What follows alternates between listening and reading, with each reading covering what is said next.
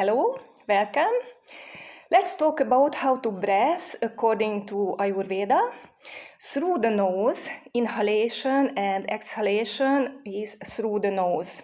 Why is it better? Because if you breathe through the nose, the air will be warmer and cleaner, and there are receptors here on the mucosa which give a signal to the arteries, and then the oxygen supply in the brain will be much better. So how to breathe? According to Ayurveda, when we are breathing, the breath starts 20 centimeters before your nose.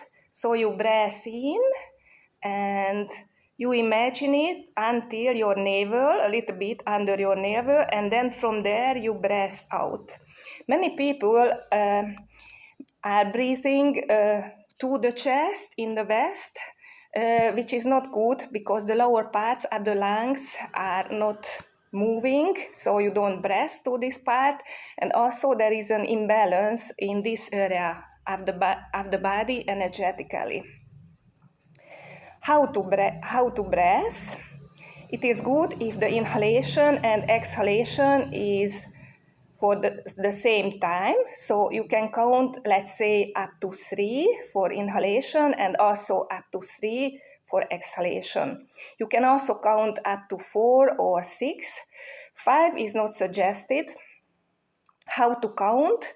Some people say that as your heart is beating, you can count, but for some people the heart is beating faster or lower. So if you count just a little bit faster than the seconds are going, that's the right proportion. And when we are breathing in, we not only breathe in air, but also ether, and the subtle form of the ether, prana, life force, which is staying inside the body. If you have a pain somewhere, you can also breathe to this area, and if you do it a little bit longer, you can see that the pain will be lower later. So let's talk about a few special breathing techniques. One is the alternate nose breathing. I will show you how it goes. Maybe you know it already. So you breathe in on one nostril and breathe out the other. And after you breathe in here and breathe out the same like the first. So I show you. Now breathing in. And with the last 2 fingers, the others breath out, breath in, and then breath out. It is good to do 5-10 times a day, but not longer, because if you observe, there is a natural change in our breathing, that in one nostril, for about half an hour, we are breathing a little bit more intensively, and then it changes naturally. And there is another technique, it's called Buteyko breathing. It was Konstantin Buteyko, who was a medical doctor who invented it to cure his clients who had asthma.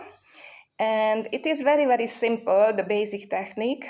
So it means that you breathe in, you take a deep breath, you breathe out, and then you hold your breath as long as you can. I show you. So breath in, out, and now I am holding my breath, and then just take a big breath. You can count how long you can hold your breath, and if you practice it like every day 2-3 times, you can observe that this time will increase. It's very good. It helps for the body to have a much better oxygen supply, because it gives stimulation for the brain. There is a center which is regulating the breathing, and it gives us stimulation for that. And one more thing, there is now a big walk for peace when I am recording this video. I don't know if you know it. 20 monks are walking for peace in the United States, and they talk a lot about that. If somebody is angry with you and you are angry, you just put your attention back to your breathing. So this is also good to keep you calm if you just observe your breathing. I hope this video helps you in something. Stay happy, stay healthy, and have a nice day.